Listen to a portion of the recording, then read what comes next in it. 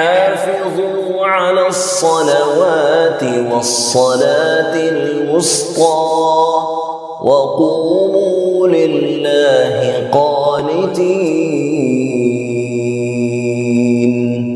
اللہ کے نبی صلی اللہ علیہ وسلم نے نماز کے لیے بلانے کے لیے اور اس کا ٹائم بتانے کے لیے مسلمانوں کو جو بتایا ہے وہ اذان ہے، اور اللہ کے نبی صلی اللہ علیہ وسلم نے حضرت مالک بن حویرث رضی اللہ تعالیٰ عنہ کو فرمایا تھا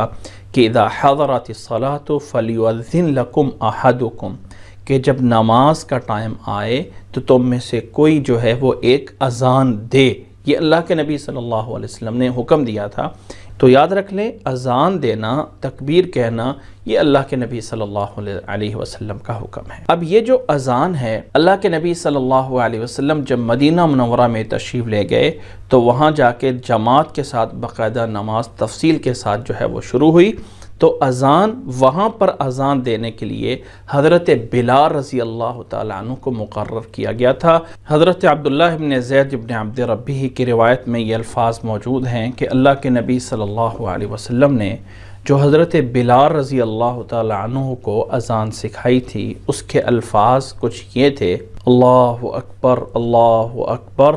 اللہ اکبر اللہ اکبر، 4 دفعہ ہے، 2 کر کے اکٹھا پڑھا جاتا ہے۔ اشہد ان لا الہ الا اللہ، اشہد ان لا الہ الا اللہ 2 دفعہ ہے۔ اشہد ان محمد رسول اللہ، اشہد ان محمد رسول اللہ 2 دفعہ ہے۔ حی علی الصلاۃ، حی علی الصلاۃ 2 دفعہ ہے۔ حی علی الفلاح، حی علی الفلاح 2 دفعہ ہے، اور اللہ اکبر لا الہ الا اللہ۔ اور فجر کی اذان میں اضافہ ہے الصلاۃ خیر من النوم، الصلاۃ خیر من النوم۔ اور جو تکبیر حضرت بلال رضی اللہ تعالیٰ عنہ کو سکھائی تھی، اس میں اللہ اکبر 2 دفعہ اور ایک بار اشہد ان لا الہ الا اللہ، اشہد ان محمد رسول اللہ، حی علی الصلاۃ، حی علی الفلاح، قد قامت الصلاۃ، قد قامت الصلاۃ 2 دفعہ، اور اللہ اکبر لا الہ الا اللہ۔ یہ ہے اذان اور یہ ہے تکبیر جو اللہ کے نبی صلی اللہ علیہ وسلم نے حضرت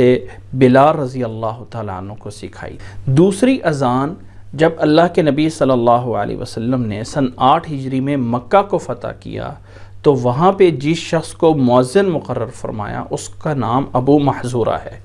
حضرت ابو محذورہ رضی اللہ تعالیٰ عنہ کو جو اذان سکھائی تھی وہ والی اذان اور حضرت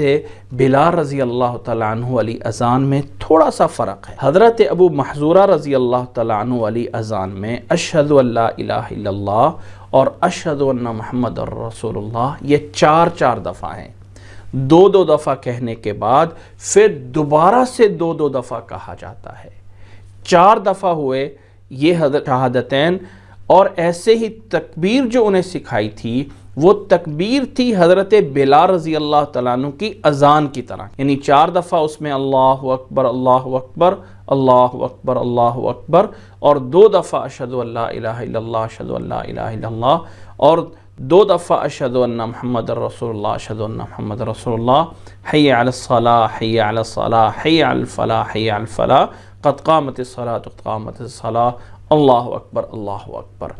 ان دونوں صحابیوں کی اذان میں اور اقامت میں فرق ہے۔ حضرت بلال رضی اللہ تعالیٰ عنہ والی اذان میں شہادتین 2 دفعہ ہے، اور حضرت ابو محذورہ رضی اللہ تعالیٰ عنہ والی اذان میں شہادتین 4 دفعہ ہے، اور اقامت حضرت بلال رضی اللہ تعالیٰ عنہ والی میں الفاظ کہہ رہے ہیں، اور حضرت ابو محذورہ رضی اللہ تعالیٰ عنہ والی اقامت میں الفاظ دوہرے ہیں۔ اب انسان کو چاہیے کہ وہ ان میں سے جو مرضی اختیار کر سکتا ہے، چاہے حضرت بلال رضی اللہ تعالیٰ عنہ والے عمل پہ عمل کر لے یا حضرت ابو محذورہ رضی اللہ تعالیٰ عنہ والے عمل کو سامنے رکھ لے، دونوں جائز ہیں۔ لیکن اگر ایک انسان اذان لے لے حضرت بلال رضی اللہ تعالیٰ عنہ والی اور اقامت لے لے حضرت ابو محذورہ رضی اللہ تعالیٰ عنہ والی، تو یہ ایک تیسرا طریقہ جو ہے وہ بن جاتا ہے جو اللہ کے نبی صلی اللہ علیہ وسلم سے ثابت نہیں ہے۔ یہ ہے اذان صحیح احادیث کے مطابق، اور یہ ہے اقامت کا طریقہ اللہ کے نبی صلی اللہ علیہ وسلم کی احادیث کے مطابق۔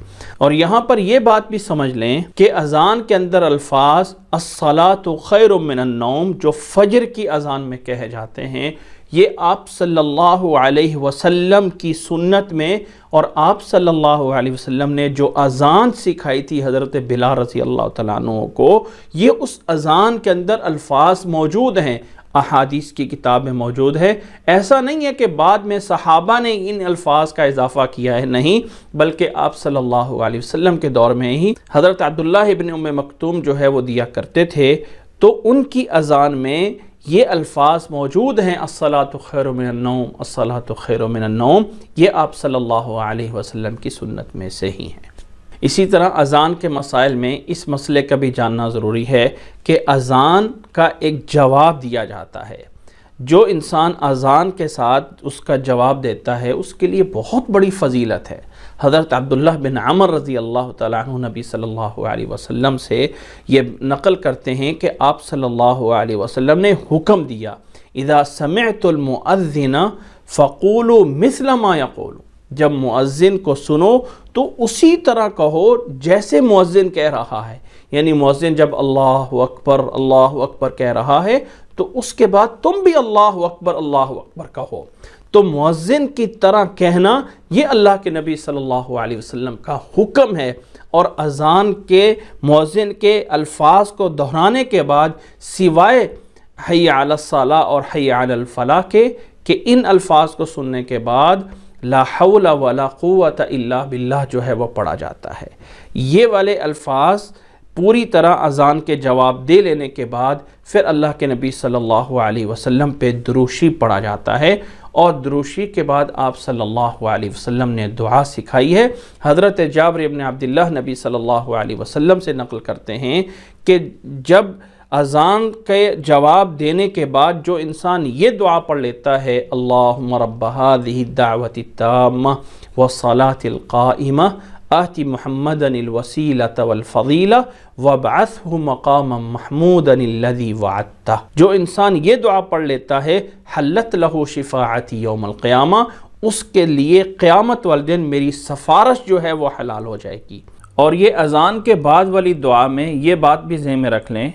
کہ اس دعا کے اندر کچھ لوگوں نے اپنی طرف سے کچھ اضافے کیے ہوئے ہیں دعا کے درمیان میں۔ یاد رکھ لیں کہ اللہ کے نبی صلی اللہ علیہ وسلم سے جو دعا ثابت ہے وہ اتنی ہی آئی ہے جتنی کہ ہمارے سامنے جو ہے وہ یہاں بیان کی گئی ہے۔ تو